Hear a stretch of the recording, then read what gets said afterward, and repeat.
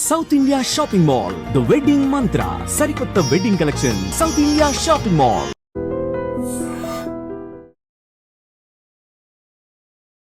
Sir, ఇంతకుముందు వీడియోలో swing trading గురించి చాలా చక్కగా వివరించారు.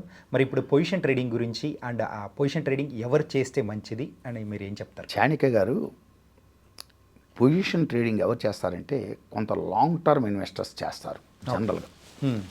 సరే, ఇక్కడ డెఫినేషన్స్ అనేటువంటివి మ్యూచువల్ ఫండ్స్ నేను ఒక వీడియోలో చెప్పాను ఇంతకుముందు. బ్రోకింగ్ కంపెనీ డెఫినేషన్స్ నా డెఫినేషన్స్ మారిపోతున్నాయి. సో మ్యూచువల్ ఫండ్స్ వాళ్ళు ఏంటంటే మీడియం టర్మ్ అంటే 5 ఏళ్ళు 7 ఏళ్ళు అట్లా చదువుతున్నారు. లాంగ్ టర్మ్ అంటే 15-20 ఏళ్ళు కూడా చదువుతున్నారు. నేను అట్లా చెప్పట్లేదు. ఎందుకంటే నా పర్సనల్గా, ఎందుకంటే నేను 30 సంవత్సరాల నుంచి మార్కెట్లో ఉన్నాను. ఓకే, ఒక stock market 1 cycle is equal to 7-8 years.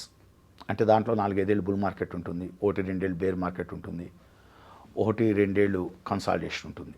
అందువల్ల ఒక సైకిల్ అంటే 8 ఇయర్స్ వేసుకోండి. అదే లాంగ్ టర్మ్ కింద తీసుకుంటాను నేను. 8 ఇయర్స్ హోల్డ్ చేయటం అంటే నాటే జోక్, చాలా ఎక్కువ టైం హోల్డ్ చేసినట్టు. సో ఈ పొజిషన్ ట్రేడర్స్ అనేటువంటి వాళ్ళు జనరల్గా మిడ్ టర్మ్ అంటే మీడియం టర్మ్ పార్టిసిపేట్ చేసేవాళ్ళు, మార్కెట్ పొజిషన్ తీసుకునేవాళ్ళు, తర్వాత లాంగ్ టర్మ్ కోసం పొజిషన్ తీసుకునేవాళ్ళుని పొజిషన్ ట్రేడర్స్ అంటాం. ఓకే, అంటే వీళ్ళు 3 ఏళ్ళు పైనే ఉంటారు, 7-8 ఏళ్ళు హోల్డ్ చేస్తారు పొజిషన్స్. ఇలాంటి వాళ్ళు మరి ఇంత టైం బేస్ చేసుకొని ఇన్వెస్ట్ చేసేవాళ్ళు ఖచ్చితంగా పెద్ద అమౌంట్ పెట్టేవాళ్ళు ఉంటారు. ఓకే, మీకు హై నెట్వర్త్ ఇన్వెస్టర్సే ఉంటారు. హై నెట్వర్త్ ఇన్వెస్టర్సే ఉంటారు.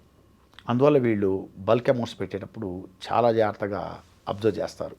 ఎంటైర్ ఎకానమిక్ కండిషన్స్ కూడా చూసుకుంటారు. ఎందుకంటే మ్యాక్రో ఎకానమిక్ కండిషన్స్ చూసుకుంటారు, మైక్రో ఎకానమిక్ కండిషన్స్ చూసుకుంటారు, గ్రోత్ రేట్స్ చూస్తారు, గవర్నమెంట్ పాలసీస్ చూస్తారు.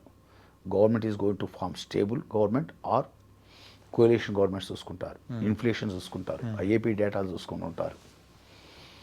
ఇవన్నీ ఎన్నో పరిగణలో తీసుకొని పర్వాలేదు, టోటల్ ఎకానమీ కమింగ్ ఇయర్స్లో పాజిటివ్గా ఉండబోతోంది, గ్రోత్ రేట్స్ మంచిగా ఉండబోతున్నాయి, సో ఇన్ఫ్లేషన్ కంట్రోల్ ఉండబోతుంది, గవర్నమెంట్ పాలసీస్ కూడా మార్కెట్కి అనుకూలంగానే ఉండబోతున్నాయి, జియోగ్రఫికల్ టెన్షన్స్ కూడా పెద్దగా ఏమి ఉండకపోవచ్చు, ఇవి ఉన్నా కూడా అవి చాలా చిన్న సమస్యలుగా ఉంటాయి. అది వరల్డ్ ఎకానమీ మీద, ఇండియన్ ఎకానమీ మీద అంత పెద్దగా దెబ్బ తగలదు అనుకున్నటువంటి investors they enter into stock market as a position traders. ఎందుకంటే మీడియం టర్మ్ అంటే 3 years, 2 to 3 years, long term అంటే 3 ఇయర్స్ పైనుంచి వేసుకోసుకోండి, 8 ఏళ్ళ దాకా కూడా ఉంది పెట్టుకున్నాను నేనైతే. మరి ఇంత medium term and long term వాళ్ళు వస్తారు. మరి వాళ్ళు ఇన్ని చూసుకోకుండా ఎట్లా వస్తారు మార్కెట్లోకి? ఎన్నో విషయాలు పరిగణన తీసుకొని వస్తారు. ఇవి వచ్చేటప్పుడు కూడా ట్రెండ్ ఆఫ్ ది మార్కెట్ చూసుకుంటారు, ఏ పర్టికులర్ సెక్టార్కి స్కోప్ బాగుందో చూసుకుంటారు, గ్రోత్ రేట్స్ ఎలా ఉన్నాయో చూసుకుంటారు ఆ పర్టికులర్ సెక్టార్కి. వాటిలో మంచి కంపెనీస్ రీసెర్చ్ చేయిస్తారు అవసరమైతే. అర్థమైందా? వాళ్ళు ఒక మంచి స్థాయిలో రీసెర్చ్ కంపెనీస్ ఉంటాయి, వాళ్ళ దగ్గర నుంచి ఇన్ఫర్మేషన్ అమౌంట్ పే చేసి కొనుక్కుంటారు కూడా, ఇన్ఫర్మేషన్ గ్యాదర్ చేస్తారు. అంటే వీళ్ళు సొంతంగా రీసెర్చ్ చేయటమే కాకుండా రీసెర్చ్ ఓరియంటెడ్ కంపెనీస్ కొన్ని ఉంటాయి, వాళ్ళు పెయిడ్ మీకు వాళ్ళు పే చేసి ఇదిగో ఈ సెక్టారు ఈ కంపెనీలు బాగుంటాయి ఇట్లా ఉంటాయని చెప్పేసి వాళ్ళకు ఒక అలాంటి రీసెర్చ్ కంపెనీలు ముంబై లెవెల్లో చాలా ఉన్నాయి. ఓకే, సో వాళ్ళ దగ్గర నుంచి ఇన్ఫర్మేషన్ కొనుక్కుంటారు. ఎన్ని చేసినా మళ్ళీ వాళ్ళు టెక్నికల్ అనాలిసిస్ నాలెడ్జ్ ఉండాలి, అది మటు ఓపెన్ చేయదు. వాడికంటూ ఒక నాలెడ్జ్ ఉండాలి, ఓవరాల్ మార్కెట్ కండిషన్స్ మీద అవగాహన ఉండాలి, టెక్నికల్ అనాలిసిస్ మీద అవగాహన ఉండాలి. సో ఎంత టెక్నికల్ అవగాహన అంటే మళ్ళీ చెప్తున్న కాంబినేషన్ ఆఫ్ మూవింగ్ యావరేజ్ చూసుకోవాలి, ఆర్ఎస్ఐలు, ఆర్ఓసీలు, బులింగర్ బ్యాండ్స్, ఎన్వలప్స్, ఎంఏసీడీలు, Fibonacci levels, resistance levels, support levels, candles, gap థియరీలు, వీటన్నిటి మీద మంచి అవగాహన ఉండాలి. ఇన్నిటి మీద అవగాహన ఉండటమే కాకుండా డైలీ చార్ట్స్, వీక్లీ చార్ట్స్ కూడా చూస్తాడు. పొజిషనల్ ట్రేడర్కి వచ్చేటువంటి వాడు not only daily charts, weekly charts చూస్తాడు, అవి కూడా చూసుకోవాలి. సో ఇవన్నిటిని బేస్ చేసుకొని పర్వాలేదు అద్భుతంగా వీక్లీలో కూడా కాంబినేషన్ ఆఫ్ ముంగు యావరేజ్ చూస్తాడు, వీక్లీ చార్ట్లో కూడా కాంబినేషన్ ముంగు యావరేజ్ చూస్తాడు, ఆర్ఎస్ఎల్ని వీక్లీ కూడా చూస్తాడు. Okay, overbought zones to identify oversold zones ఎన్నో పరిగణలు తీసుకుంటాడు. ఇదిగా మళ్ళీ ఫండమెంటల్స్కి వస్తాడు.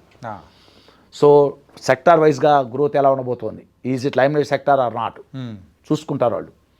ఇది చూసుకుంటూ మళ్ళా ఆ పర్టిక్యులర్ కంపెనీకి సంబంధించిన డేటా కలెక్ట్ చేసుకుంటారు. అలా షేర్ క్యాపిటల్ ఎంత, okay, size of the share capital ఎట్లా ఉంది, మరి బండ షేర్ క్యాపిటల్ అయితే అంత రికమెండ్ చేయను నేను.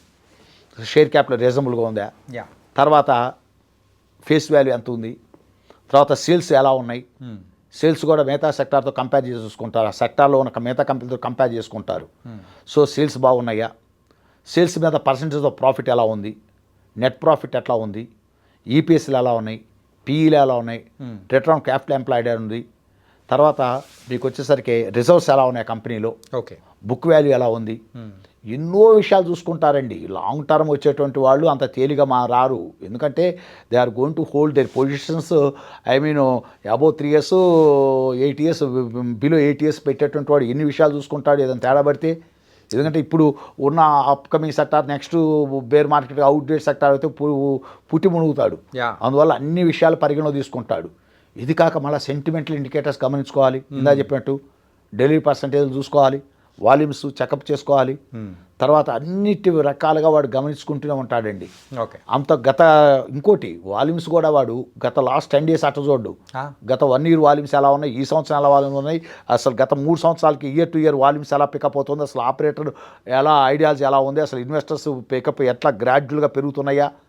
ఏంటంటే కొన్ని కౌంటర్స్ ఉంటాయి, 1,00,000తో స్టార్ట్ అవుతాయి, 3-4 ఏళ్ల క్రితం 1,00,000 వాల్యూమ్తో స్టార్ట్ అవుతాయి, 1,00,000 నుంచి 2 లక్షలకి 3 లక్షలకి పికప్ అవుతా 4 లక్షలు 5 లక్షలు 7 లక్షలు 10 లక్షలు అట్లా వెళ్ళిపోతుంటుంది. పీక్ వచ్చేసరికి పర్ డే 20 lakhs నడుస్తుంటాయి ఆ కౌంటర్లో. అవన్నీ గమనిస్తుంటారు వాళ్ళు, they are observing all these things. తర్వాత అప్ అండ్లో డిగ్రీస్ ఉంటాయి, అది 10 to 30లో ఉందా, 30 to 45 degreesలో ఉందా, లేకపోతే 45 to 80 degreesలో ఉందా, కౌంటరు 90 degreesలో మూవ్ అవుతుందా. ఇవన్నీ చాలా విషయాలు పరిగణలో తీసుకుంటారండి. ఇన్ఫాక్ట్ చెప్పాలంటే ఆ స్వింగ్ ట్రేడర్స్తో కంపేర్ చేసుకుంటే దీనిలో వీళ్ళు ఇంకా జాగ్రత్తగా ఉండాలి, ఇంకా జాగ్రత్తగా ఉండాలి. ఎందుకంటే హ్యూజ్ అమౌంట్స్, పెద్ద అమౌంట్స్ లాంగ్ టర్మ్ వచ్చేవాళ్ళు అంటూ లాంగ్ టర్మ్ ఇన్వెస్టర్స్ వచ్చేవాళ్ళు అంతా కూడా అండి. ఇప్పుడు నేను సుజాన్ రికమెండ్ చేశాను, నిన్ననే ఎవరో మన వీడియోలో కింద పెట్టారు, నేను కరూర్ వైశ్య బ్యాంకు 43 రూపాయలు రికమెండ్ చేశా, ఇవాళ 250 రూపాయలు ఉందని చెప్తున్నాడు. కింద మన వీడియో కింద కామెంట్ పెట్టారు ఎవరు, ఓకే, కొన్న వ్యక్తి నా స్టూడెంట్ అయి ఉంటాడు. కొన్ని నేను ఆ రోజు సార్ చెప్పాడు, I suggested not recommended, suggest చేశాడు, నువ్వు చూసుకో ఒకసారి, నువ్వు కూడా టెక్నికల్ ఫండమెంటల్స్ చూసుకోమన్నాను. సార్ సజెస్ట్ చేసిన తర్వాత I'm also satisfied, so I bought at 43 level, today it's trade above 250 అని చెప్పేసి కామెంట్ పెట్టాడు. ఎన్ని విషయాలు పరిగణలో తీసుకొని చెబుతాం. ఇప్పుడు అదేవిధంగా ఇంకోటి మూమెంటం కూడా చూసుకుంటారు. ఇది కాక ఇంకోటి దీంట్లోనే మనం మూమెంటం ఇండికేటర్స్ మూమెంటం ట్రేడర్స్ గురించి కూడా మాట్లాడదాం. ఓకే సరే, ఇప్పుడు మనం ఈ పొజిషన్ ట్రేడింగ్ గురించి సో ఎనీహౌ అది చూసుకోవాలి చాణక్య గారు. Anyhow final conclusion, one more important, ఈ అవకాశం ఇచ్చినటువంటి చాణక్య గారు మీకు, తర్వాత మీ ఐ డ్రీమ్ ఛానల్కి మరొకసారి ధన్యవాదాలు చెప్పుకుంటూ, ఓకేనా, పొజిషన్ ట్రేడింగ్ గురించి ముగిద్దాం. Okay, thank you so much sir.